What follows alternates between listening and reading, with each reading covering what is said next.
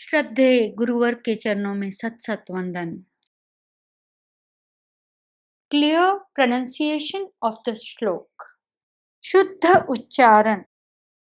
को विस्मयोऽत्र यदि नाम गुणैरशेषैः त्वं संश्रितो निरवकाशतया मुनीश दोषैरुपात विविधाश्रय जातगर्वैः स्वप्नान्तरेऽपि न कदाचिदपेक्षितोषि। मीनिंग ऑफ द श्लोक। अर्थ बोध। को विस्मयोऽत्र यदि नाम गुणैर्शेषै त्वं संश्रितो निरवकाशतया मुनीश। हे मुनीश्वर, इसमें क्या आश्चर्य है यदि समस्त गुण अवकाश रहित होकर आपके आश्रित हो गए हैं। दोषैरुपात विविधाश्रय जात गर्वै स्वप्नांतरेऽपि न कदाचिदपेक्षितोषि। दोषों के द्वारा बहुत जनों के आश्रय से अहंकार को प्राप्त दोष स्वप्न में भी कभी आपको नहीं देखते हैं। O virtuous one, it is not surprising that all the virtues have found shelter in you, finding no space elsewhere. Vices have found shelter in multi-personalities. Elevated by arrogance, they do not approach you even in a dream. Context of the श्लोक। आचार्य मानतुंग ने इस श्लोक में भगवान ऋषभ के गुणों का वर्णन काव्य की भाषा में किया है। दिन और रात, गुण और दोष दोनों को कभी अलग नहीं किया जा सकता। ऐसा कोई गुणी नहीं है जिसमें दोष न हो, और ऐसा कोई दोषी नहीं है जिसमें गुण न हो।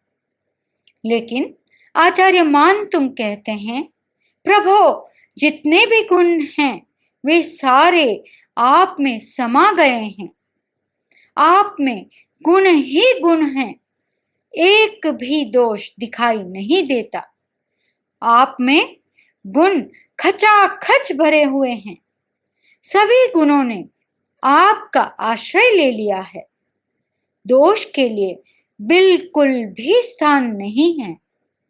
आगे आचार्य मानतुंग कहते हैं, दोषों को इतने लोगों ने स्थान दे दिया कि दोषों को अहंकार हो गया है।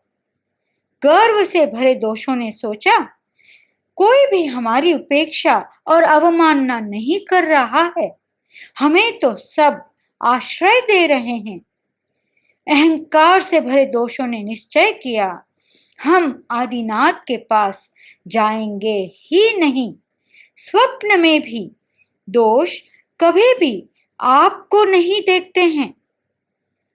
इस श्लोक में विविधाश्रय के स्थान पर विबुधाश्रय भी प्रचलित है।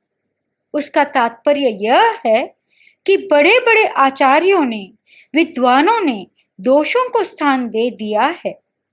यह विबुधाश्रय दोषों के गर्व का कारण बन गया है। इतने बड़े लोग हमें स्थान दे रहे हैं, तो हम आदिनाथ के पास क्यों जाएं? इसलिए केवल गुण ही आपके पास रह गए हैं। मैसेज कन्वेड थ्रू द श्लोक। भावार्थ।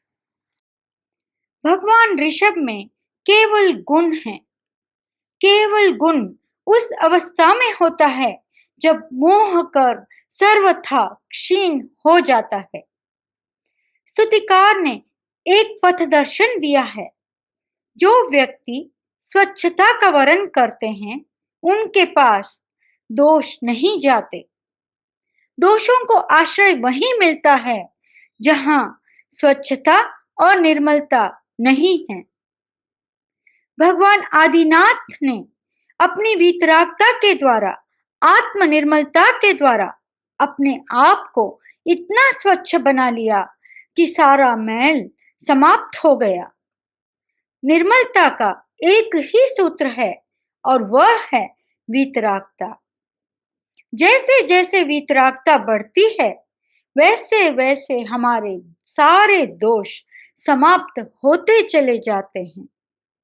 आचार्य मानतुंग ने कहा, प्रभो, आपने वीतरागता का आश्रय लिया है, निर्मलता का आश्रय लिया है, सारे दोष निकल गए, स्वच्छता शेष रह गई, मलिनता के लिए कहीं कोई अवकाश नहीं रहा। वस्तुतः आपकी वीतरागता ही ऐसी है कि उसमें केवल गुणों के लिए अवकाश है, दोषों के लिए कोई अवकाश नहीं है। इसमें क्या आश्चर्य है। इम्पैक्ट ऑफ द श्लोक, श्लोक का प्रभाव। यह श्लोक उपद्रव निवारण के लिए बहुत अच्छा है, आत्मरक्षा करता है, यानी रक्षा कवच का काम करता है। दृष्टि दोष भी दूर किया जा सकता है। लेट्स रिसाइट द श्लोक अगेन।